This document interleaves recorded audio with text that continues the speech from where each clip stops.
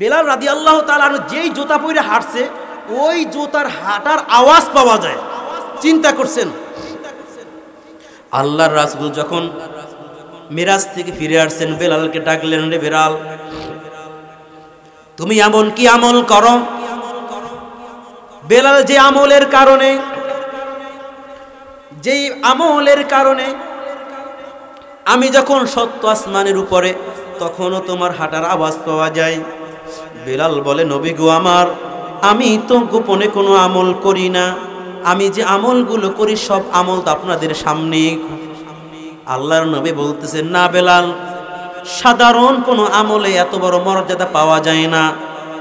সত্য আসমানের উপরে একজন কালো হাবশি বেলালের হাঁটার আওয়াজ পাওয়া, এটা কি সামান্য কোনো বিষয় বাবা? সামান্য কোনো বিষয় না। নবী আবার জিজ্ঞেস করলেন, রে বেলাল তুমি যে বলো সব আমলই সামনে সামনে, কিন্তু তোমার কিছু একটা আমল আছে যেই আমলের কারণে আল্লাহ তোমাকে এত বড় মর্যাদা দান করেছেন। বেলাল রাদিয়াল্লাহু তাআলা আনহু বলে, নবী গো আমি একটা আমল সব সময় করি, যে আমলটা আজকে আমি আপনাদেরকেও বলে দিয়ে যাব, একেবারে স্যাম্পল সহজ একটা আমল। বেলাল রাদিয়াল্লাহু তাআলা আনহু জবাব দিলেন যে আমি যখন নামাজের জন্য উযু করি, প্রত্যেকবার নামাজের উযু করার পরে আমি 2 রাকাত তাহিয়াতুল উযু নামাজ পড়ি। হয়তো আমার মনে হয় আমার আল্লাহ এই আমলটার কারণে আমার মর্যাদা এতটুকু নিয়ে গেছেন। আল্লাহর রাসূল বলেন, রে বেলাল তুমি যে আমলই করো না কেন, তবে তোমার আমলটা মনে হয় আমার আল্লাহর কাছে অনেক ভালো লেগেছে, কারণ সত্য আসমানের উপরে আমি তোমার হাঁটার আওয়াজ পাওয়া যায়। বেলাল রাদিয়াল্লাহু তাআলা আনহুকে আমার নবী তার মসজিদের মুয়াজ্জিন বানায়া দিলেন। আরে মুসলমান, লম্বা ঘটনা, সময় সংক্ষেপ করতেছি, একটু শুনে যান, বুঝে যান।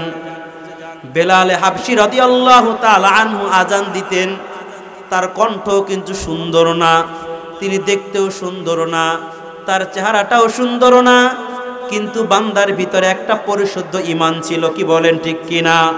তাহলে আমরা স্পষ্ট বুঝতে পারলাম আল্লাহর ভালোবাসা পাওয়ার জন্য চেহারার কোনো দরকার নাই। কি বলেন ঠিক কিনা? আল্লাহর ভালোবাসা পাওয়ার জন্য তোমার ক্ষমতার কোনো দরকার নাই। আল্লাহর ভালোবাসা পাওয়ার জন্য তোমার কোটি কোটি টাকার কোনো দরকার নাই। কি বলেন ঠিক কিনা? যদি ক্ষমতার ভিতরে শান্তি থাকতো, যদি টাকার ভিতরে শান্তি থাকতো, ক্ষমতার ভিতরে যে কোনো শান্তি নাই, ক্ষমতার ভিতরে যে কোনো আরাম নাই, সেটা আপনারা 24-এর আন্দোলনে দেখছেন কিনা? আমরা বুঝতে পারলাম ক্ষমতা কাউকে চিরদিন ধরে রাখতে পারবে না, কারো টাকা তাকে চিরদিন ক্ষমতায় রাখতে পারবে না।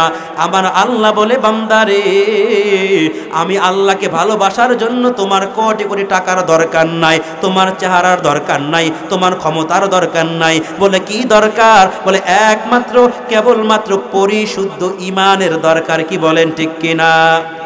লা ইলাহা ইল্লাল্লাহু মুহাম্মাদুর রাসূলুল্লাহ।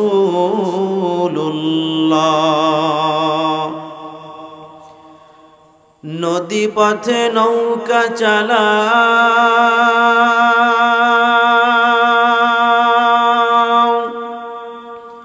কেউ মাঝি ভাই, বেলা ডুবার আগে আমি ওপার যেতে চাই, ডুবে গেলে বেলা যে আর উঠে না, ভেঙ্গে গেলে মেলারে আর জমে না। মরণ থেকে যতই পালাও, মরণ তোমায় লইবে ঘিরি।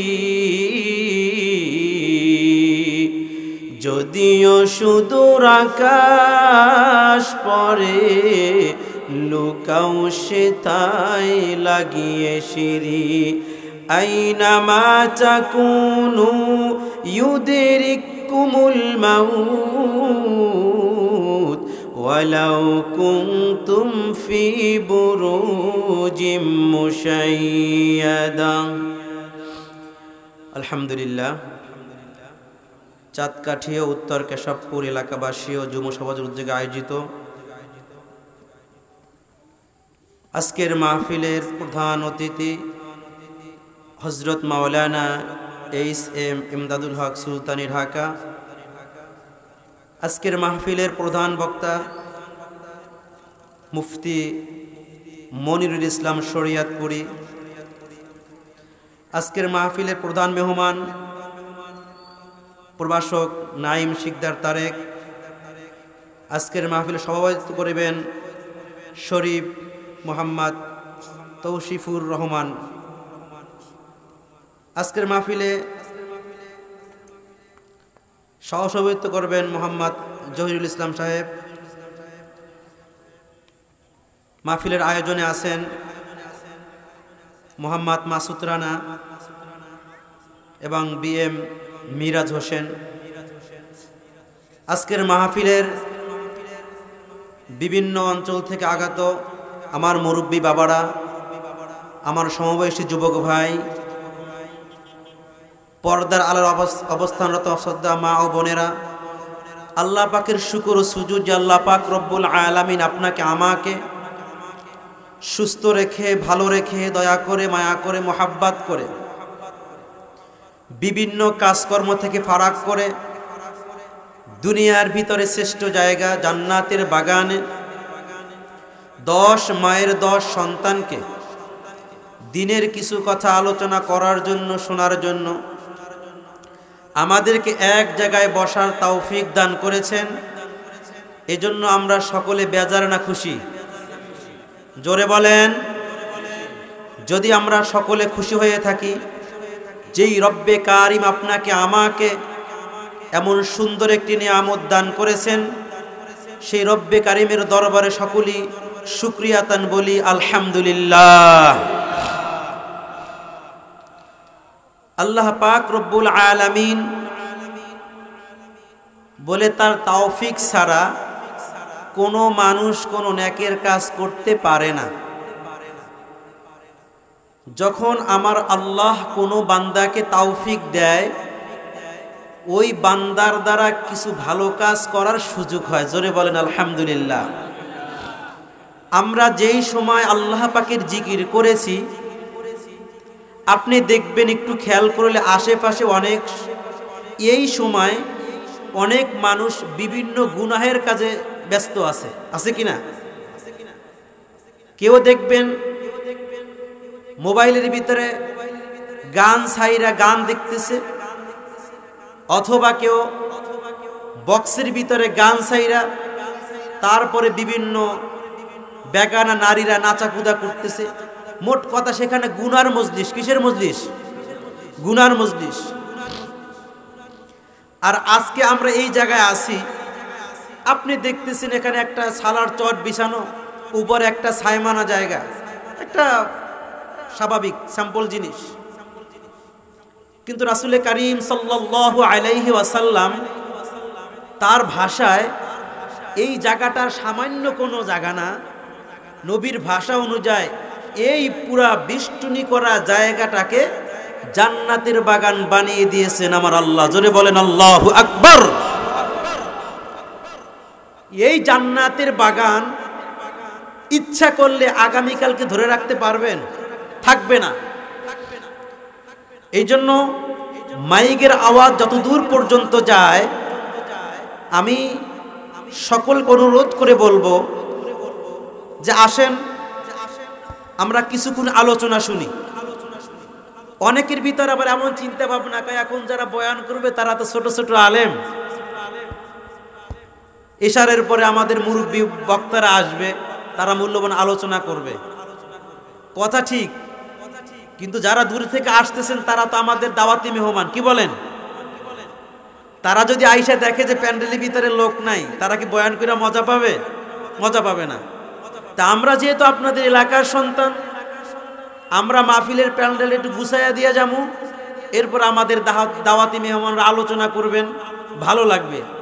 যদি এখন প্যান্ডেলের লোক না থাকে তাহলে তো ওনারা এসে যদি প্যান্ডেল খালি দেখে, তো ওনারা তো বিভিন্ন দেশে প্রতিদিন প্রোগ্রাম করে গিয়ে তো বাউফলের বদনাম করবে। কি বলেন আপনারা? বদনাম করবে না? কিন্তু আমাদের উচিত থাকবে আমরা এমন একটা পরিবেশ ওনাদেরকে উপহার দিব, যারা ওনারা বিভিন্ন জায়গায় মাহফিল করতে গেলে এই কথা তো বলতে বাধ্য হয় যে না, বাউফলের মানুষগুলো খুব ইসলাম প্রিয়, তারা আলহামদুলিল্লাহ আলোচনা করে মজা পাইছে। এমন একটা কথা যেন তাদের জবান থেকে বের হয়। আমরা কি এটা চাই না? সবাই চাই। এজন্য আমার আবদার থাকবে এটা, আমরা যারা আসছি তো আলহামদুলিল্লাহ, আল্লাহর শুকর। যারা এখনো আসতে পারি নাই, আল্লাহ আমাদের সবাইকে আসার তৌফিক দান করে, সকলে বলে আমিন।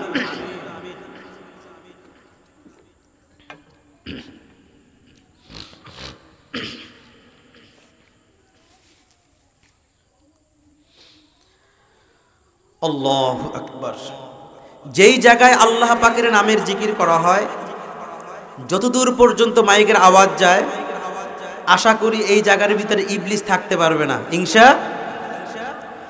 এজন্য আমরা একটু তাকবীর দিব, যে তাকবীরের কারণে যতদূর পর্যন্ত আওয়াজ যাবে, যদি ইবলিস চলে যায় তাহলে আশা করি আল্লাহর বান্দাগুলো মাহফিলের দিকে চলে আসবে, ইনশাআল্লাহ। নারায়ে তাকবীর, আল্লাহু আকবার। আল্লাহ আমাদের সবাইকে দিনের জন্য কবুল করে, বলেন আমিন। প্রিয় ভাইয়েরা আমার, পবিত্র কালাম থেকে আমি একটা আয়াত তেলাওয়াত করেছি। আল্লাহ পাক রব্বুল আলামিন তার কালামে বলেন, কুল ইন কুনতুম তুহিব্বুনাল্লাহ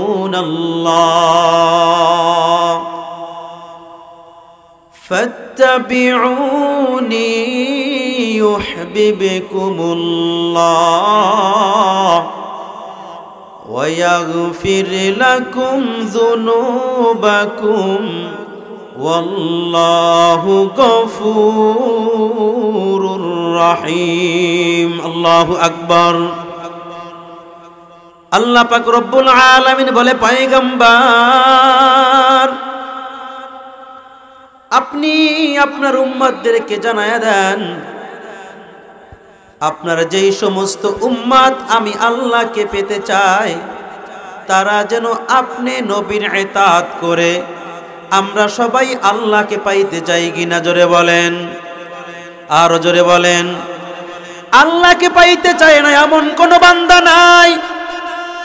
যদিও বান্দা নামাজ পড়ে না, যদিও বান্দার গায়ের ভিতরে লম্বা জামা নাই, যদিও বান্দার গালের ভিতরে লম্বা দাড়ি নাই, যদিও বান্দা পর্দা করে না, এরপরেও যদি বাবা বলি তুমি কি আল্লাহকে পাইতে চাও কিনা, সে বলবে চাই। কি বলেন ঠিক কিনা? আরে মুসলমান, আল্লাহর গোলাম, আল্লাহ পাক রব্বুল আলামিন পয়গম্বরকে বললেন, ও পয়গম্বর আপনি আপনার উম্মতদেরকে জানায়া দেন, যারা আমি আল্লাহকে পাইতে চাই তারা যেন আপনি নবীর ইতাআত করে। কার ইতাআত? জোরে বলেন। আল্লাহর নবী রাসূলুল্লাহ সাল্লাল্লাহু আলাইহি ওয়াসাল্লাম বলেন, উম্মত যারা আল্লাহকে পাইতে চাও, আল্লাহ বলে তারা যেন আমি নবীর ইতাআত করে। আর আমি নবীও তোমাদেরকে একটা হাদিস শোনায়া দেই, তোমরা যারা আমি পয়গম্বরকে ভালোবাসতে চাও, তোমাদেরকেও কিছু কাজ করতে হবে। পয়গম্বর বলেন, মান আহাব্বা সুন্নতি ফাকাদ আহাব্বানি ওয়া মান আহাব্বানি কানা মাই ফিল জান্নাহ। পয়গম্বর আরবি সাল্লাল্লাহু আলাইহি ওয়াসাল্লাম বলেন, যারা আল্লাহকে পেতে চায় তারা তো আমি নবীর ইতাআত করবে। যারা আমি নবীকে পেতে চায় তারা আমার সুন্নাতকে মান্য করবে, কারণ সুন্নাত ছাড়া নবীর আশিক দাবি করা যায় না। কি বলেন ঠিক কিনা? কিন্তু বর্তমান সমাজে দেখবেন, বিভিন্ন দরবারে গেলে দেখবেন, বিভিন্ন ভণ্ডের দরবারে গেলে দেখবেন, তারা বলে আমার দরবারে তোমরা আসো, আমার দরবারে আসলে নামাজ লাগবে না, রোজা লাগবে না, যাকাত লাগবে না, আমি জান্নাতে নিয়ে যাব। অথচ পয়গম্বর আরবি সাল্লাল্লাহু আলাইহি ওয়াসাল্লাম বলেন, আরে উম্মতের দল, জান্নাত একমাত্র জান্নাতের মালিক কে? জোরে বলেন। হযরত আয়েশা সিদ্দিকা রাদিয়াল্লাহু তাআলা আনহা নবীকে প্রশ্ন করলেন, নবী গো, আপনার জীবনে তো কোনো গুনাহ নাই, আপনার জীবনের সামনের পিছের আগের পরের সব গুনাহ মাফ করে দিয়েছেন কে? জোরে বলেন। আয়েশা সিদ্দিকা রাদিয়াল্লাহু তাআলা আনহা বলেন, নবী গো, আপনার জীবনে তো কোনো গুনাহ নাই, আপনি কেন এত লম্বা নামাজ পড়েন, আপনি কেন এত আমল করেন, আপনি কেন নামাজে দাঁড়াইয়া তেলাওয়াত করতে করতে পা ফলায়া ফালান? আমার নবী জবাব দিলেন, রে আয়েশা, আমার আল্লাহ, আমার যে আল্লাহ আমাকে এতগুলো নিয়ামত দিয়েছেন, যে আল্লাহ আমার প্রতি খুশি হইয়া আমার জাহান্নাম হারাম করে দিয়েছেন, যে আল্লাহ আমার সামনে পিছনে কোনো গুনাহ নাই, এত বড় ভালোবাসা যে আল্লাহ আমাকে দিয়েছেন। আয়েশা তুমি জবাব দাও, যে আল্লাহ আমাকে এত কিছু দিয়েছে, আমি কি তাকে সামান্য কিছু দিব না? এরে মুসলমান, আল্লাহর গোলাম, তাহলে আল্লাহকে পাইতে হলে নবীর ভালোবাসা লাগবে কিনা? জোরে বলেন।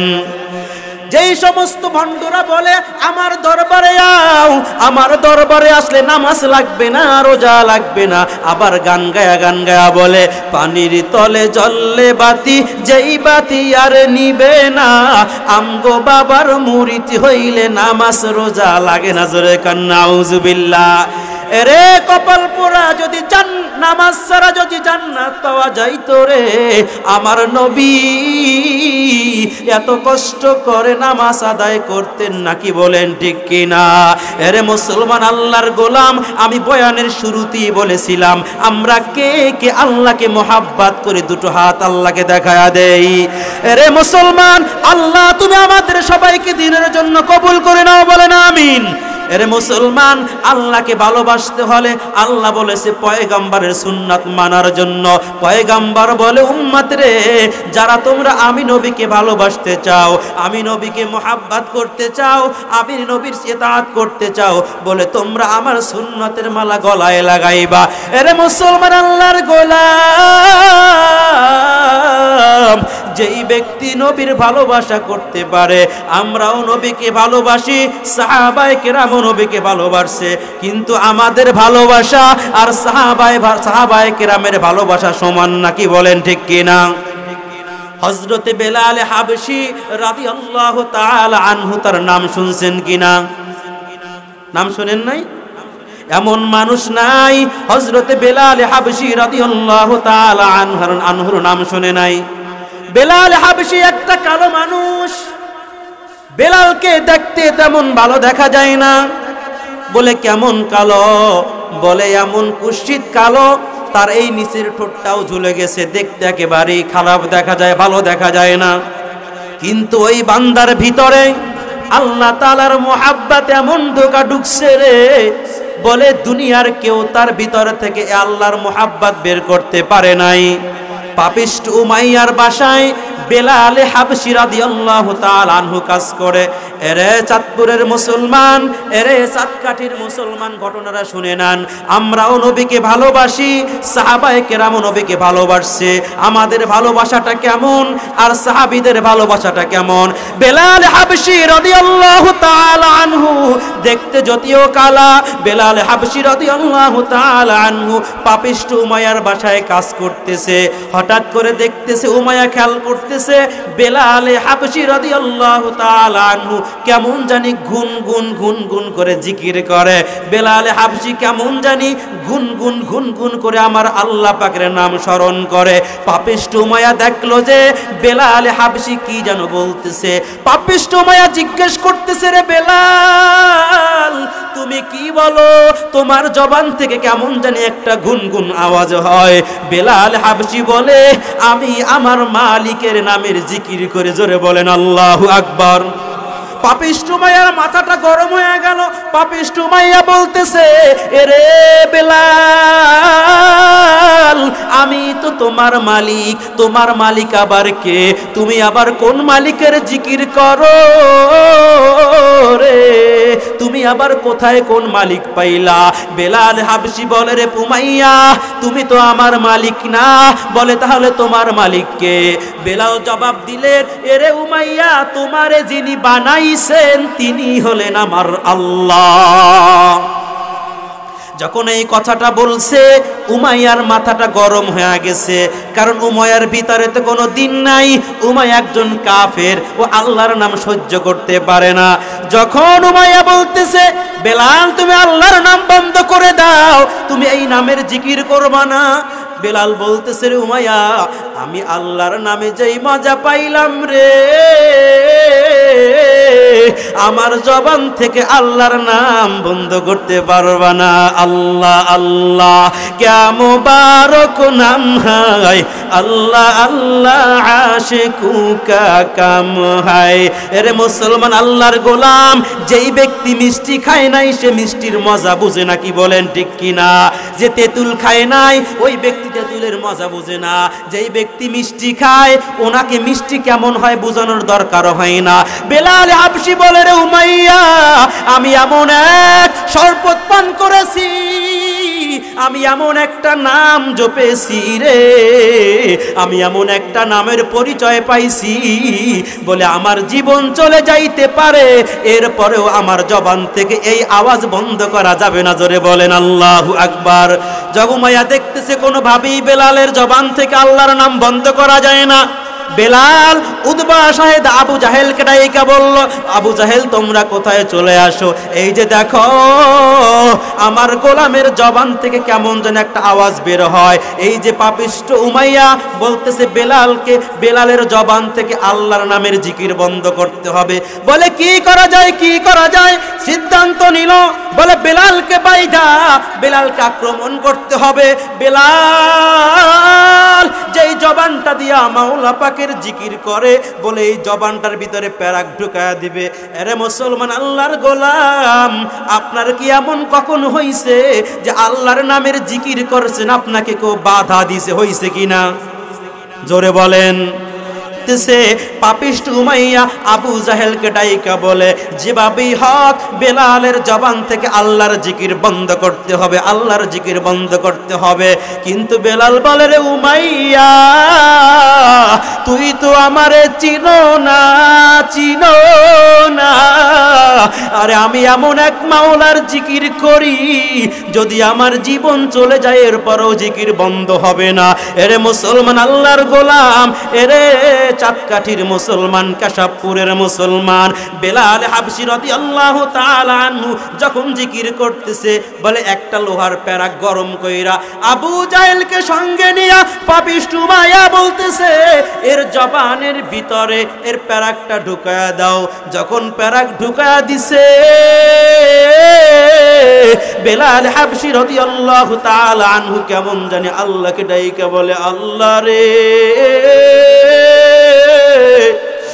যদি পাপিষ্ট উমাইয়া আমার জবান বন্ধ করতে পারে, আল্লাহ, কিন্তু আমি তো তোমাকে আমার কলব দিয়া ডাকি, যদি ও আমার জবান বন্ধ করে আমি তোমাকে আমার কলব দিয়া ডাকি, ওরে আল্লাহ তো আমার জবান বন্ধ করতে পারবে, কলব বন্ধ করতে পারবে না, কি বলেন ঠিক কি না? আমার আল্লাহ দেখতেছে, আমার আল্লাহ বেলালের ডাক শুনতেছে, বলে কোনোভাবেই বেলাল আওয়াজ বন্ধ করে না। এরে মুসলমান, আল্লাহর গোলাম, কেন এই কথা বলতেছি জানেন? আল্লাহকে ভালোবাসতে হলে, আল্লাহর ভালোবাসা পাইতে হলে নবীর ভালোবাসা লাগবে, নবীর ভালোবাসা পাইতে হলে নবীর সুন্নাত মানা লাগবে। আমরাও নবীজিকে ভালোবাসি, সাহাবায়ে কেরাম নবীজিকে ভালোবাসে। এই ঘটনাটা বুঝাবার জন্য যে সাহাবায়ে কেরাম নবীকে কেমন ভালোবাসতেছে। এরে মুসলমান, আল্লাহর গোলাম যখন দেখতেছে যে কোনোভাবেই বেলালের জবান থেকে জিকির বন্ধ করা যায় না, বেলালের জবান থেকে কোনোভাবেই আল্লাহর নামের জিকিরের আওয়াজ বন্ধ করা যায় না, সিদ্ধান্ত নিল বেলাল তো কোনোভাবেই আওয়াজ বন্ধ করে না, কি করা যায়? আবার পরামর্শ করলো, এইভাবে হবে না, বেলাল কঠিন, বেলাল বড় কঠিন। বলে বেলালকে কি করতে হবে? চিন্তা করলো, বেলালের হাত পাও বাইধা, বেলালের হাতে হাত বাইদা বেলালের পা বাইদা বলে বড় বড় পাথরের টুকরা বেলালের বুকের উপরে দিয়া চাপা দেয়। আর ওই পর্যাপ্ত পরিমাণ যখন সূর্য মরুভূমিতে যখন বালু উত্তপ্ত হয়ে যায়, খালি গার ভিতরে গায়ের জামাগুলো খুইলা হাত পা গুলো বাইদা বেলালকে শোয়া দিছে। বড় বড় বড় পাথরের টুকরা বেলালের বুকের উপরে রাইখা বলে, বেলাল আল্লাহর নাম সারবি, আল্লাহর নাম সার, যদি তুই আল্লাহর নাম না সারো বলে তোকে শাস্তি দিতে দিতে মেরে ফেলবো। বেলাল হাবশী আবার বলতেছে, রে উমাইয়া শুধু একবার না, যদি আমাকে আমার আল্লাহ 100 বার হায়াত দান করেন, আর যদি তোর নির্যাতনে আমার 100 বার মরণ হয়, এরপরেও আমার জবান থেকে আল্লাহর নাম বন্ধ করতে পারবি না। জোরে বলেন আল্লাহু আকবার। এরে মুসলমান আল্লাহর গোলাম, দিলের ভিতরে কেমন ভালোবাসা ঢুকাইল রে। এরপরও দেখে বেলাল কোনোভাবে আওয়াজ বন্ধ করে না। বলে কি করা যায়, কি করা যায়? এলাকার দুষ্ট ছেলেদেরকে ডাইকা উমাইয়া বলতেছে, এর গলার ভিতরে রশি লাগা, এর গলার ভিতরে রশি লাগাইয়া ঘোড়ার পার ভিতরে বাইদা দেয়। বলে ঘোড়া মরুভূমির ভিতরে দৌড়ায়। এরে মুসলমান আল্লাহর গোলাম, একটু চক্ষুটা নরম করে, দিলটাকে নরম করে একটু চিন্তা করবেন, এমন কষ্ট কি সহ্য করা যায়? আরে বাবা, যখন বেলালের গলার ভিতরে রশি লাগাইয়া বেলালকে যখন টানতেছে, বেলালের শরীর থেকে গোশতগুলি খোয়া খোয়া মরুভূমির বালুর সাথে লেগে যায়। মরুভূমিতে বেলালের গোশত ছড়ায়া যায়, কিন্তু বেলালের পরও বেলালের জবান থেকে আল্লাহর নাম বন্ধ করে না। আরে মুসলমান আল্লাহর গোলাম, বেলালের একটা কথাই বেলাল বলে, রে আমাকে যদি তোমরা দুনিয়া থেকে বিদায় করে দাও, এরপরেও আমার জবান থেকে আল্লাহর নামের জিকির বন্ধ করতে পারবা না। আরে মুসলমান আল্লাহর গোলাম, বেলাল হাবশী রাদিয়াল্লাহু তাআলা আনহু আল্লাহর ঘর মসজিদে নববীর মুয়াজ্জিন হইলেন। আল্লাহর রাসূল সাল্লাল্লাহু আলাইহি ওয়াসাল্লাম মিরাজে চলে গেলেন। মিরাজ থেকে আসার পরে আয়েশা বেলাল রাদিয়াল্লাহু তাআলা আনহুকে জিজ্ঞাসা করতেছেন, রে বেলাল, আমি যখন মিরাজে গেলাম, মিরাজে যাওয়ার পরে আমি যখন আল্লাহর সাথে দিদার করতেছি সত্য আসমানের উপরে, বেলাল ওই সময়ে দেখতেছি তোমার পায়ের জুতার হাঁটার আওয়াজ পাওয়া যায়। জোরে বলেন আল্লাহু আকবার। বেলাল যেই জুতা পরে হাঁটতো, কাঠের এক জোড়া জুতা, দেখে যে বেলাল রাদিয়াল্লাহু তাআলা যেই জুতা পরে হাঁটছে, ওই জুতার হাঁটার আওয়াজ পাওয়া যায়। চিন্তা করছেন, আল্লাহর রাসূল যখন মিরাজ থেকে ফিরে আসছেন, বেলালকে ডাকলেন, রে বেলাল, তুমি এমন কি আমল করো? বেলাল যে আমলের কারণে আমি যখন সত্য আসমানের উপরে, তখনও তোমার হাঁটার আওয়াজ পাওয়া যায়। বেলাল বলে, নবী গো আমার, আমি তো গোপনে কোনো আমল করি না, আমি যে আমলগুলো করি সব আমল তো আপনাদের সামনেই। আল্লাহর নবী বলতেছেন, না বেলাল, সাধারণ কোনো আমলে এত বড় মর্যাদা পাওয়া যায় না। সত্য আসমানের উপরে একজন কালো হাবশী বেলালের হাঁটার আওয়াজ পাওয়া, এটা কি সামান্য কোনো বিষয় বাবা? সামান্য কোনো বিষয় না। নবী আবার জিজ্ঞেস করলেন, রে বেলাল, তুমি যে বলো সব আমলই সামনে সামনে, কিন্তু তোমার কিছু একটা আমল আছে যেই আমলের কারণে আল্লাহ তোমাকে এত বড় মর্যাদা দান করেছেন। বেলাল রাদিয়াল্লাহু তাআলা আনহু বলে, নবী গো, আমি একটা আমল সব সময় করি, যে আমলটা আজকে আমি আপনাদেরকেও বলে দিয়ে যাব, একেবারে স্যাম্পল সহজ একটা আমল। বেলাল রাদিয়াল্লাহু তাআলা আনহু জবাব দিলেন যে, আমি যখন নামাজের জন্য উযু করি, প্রত্যেকবার নামাজের উযু করার পরে আমি 2 রাকাত তাহিয়াতুল উযু নামাজ পড়ি। হয়তো আমার মনে হয় আমার আল্লাহ এই আমলটার কারণে আমার মর্যাদা এতটুকু নিয়ে গেছেন। আল্লাহর রাসূল বলেন, রে বেলাল, তুমি যে আমলই করো না কেন, তবে তোমার আমলটা মনে হয় আমার আল্লাহর কাছে অনেক ভালো লেগেছে, কারণ সত্য আসমানের উপরে আমি তোমার হাঁটার আওয়াজ পাওয়া যায়। বেলাল রাদিয়াল্লাহু তাআলা আনহুকে আমার নবী তার মসজিদের মুয়াজ্জিন বানায়া দিলেন। আরে মুসলমান, লম্বা ঘটনা, সময় সংক্ষেপ করতেছি, একটু শুনে যান, বুঝে যান। বেলাল হাবশী রাদিয়াল্লাহু তাআলা আনহু আজান দিতেন। তার কণ্ঠ কিন্তু সুন্দর না, তিনি দেখতেও সুন্দর না, তার চেহারাটাও সুন্দর না, কিন্তু বান্দার ভিতরে একটা পরিশুদ্ধ ঈমান ছিল। কি বলেন ঠিক কিনা? তাহলে আমরা স্পষ্ট বুঝতে পারলাম আল্লাহর ভালোবাসা পাওয়ার জন্য চেহারার কোনো দরকার নাই। কি বলেন ঠিক কিনা?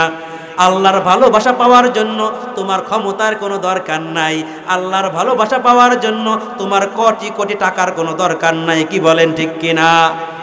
যদি ক্ষমতার ভিতরে শান্তি থাকতো, যদি টাকার ভিতরে শান্তি থাকতো, ক্ষমতার ভিতরে যে কোনো শান্তি নাই, ক্ষমতার ভিতরে যে কোনো আরাম নাই, সেটা আপনারা 24-এর আন্দোলনে দেখছেন কিনা?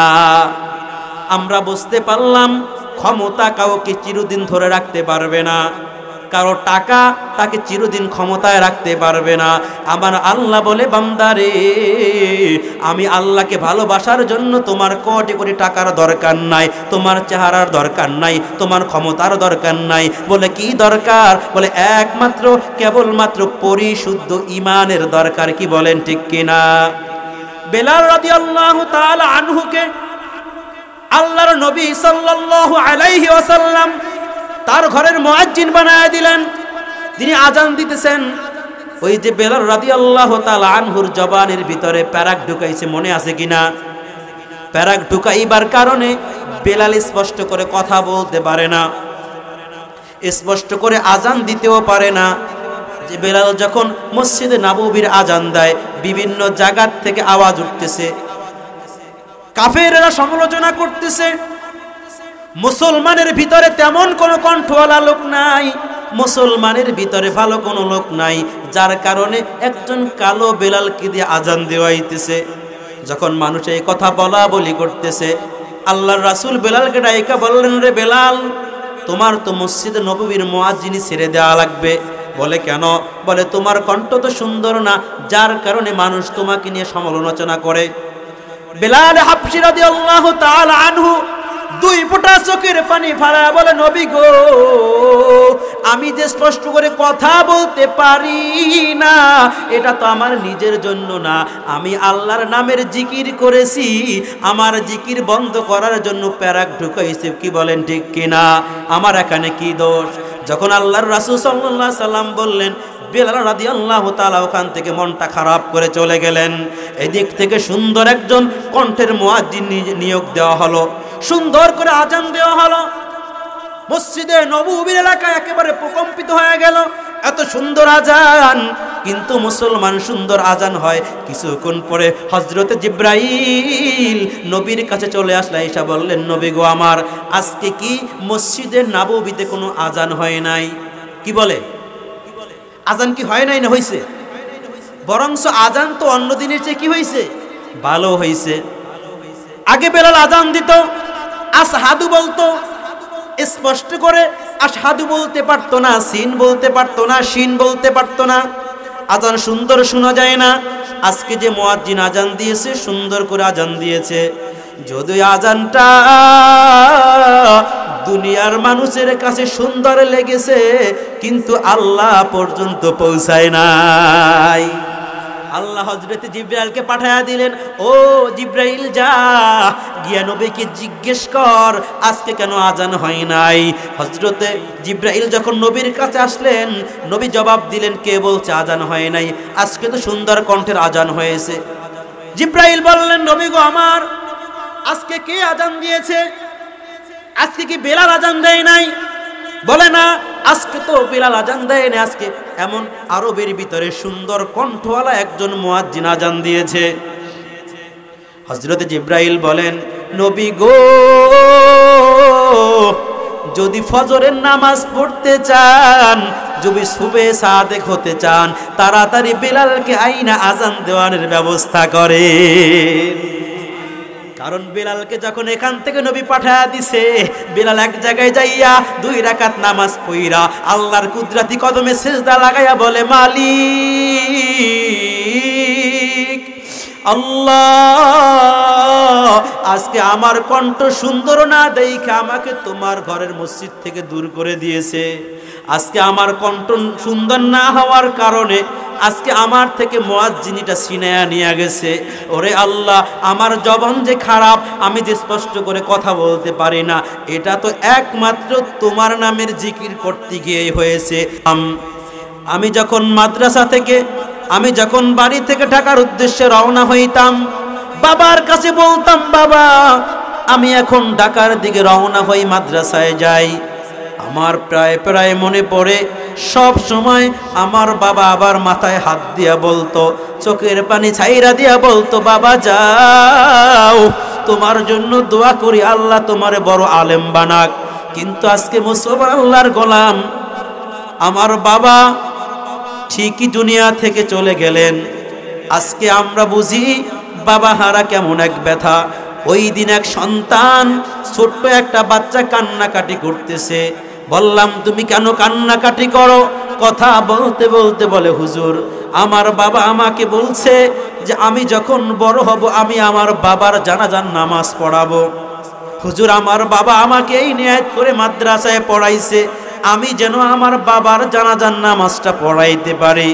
কিন্তু বড় আফসোস হুজুর, আমি তো এখন পর্যন্ত জানাজার নামাজ পড়ানোর বয়স আমার হয় নাই, কিন্তু এর আগেই তো আমার বাবা চলে গেছে।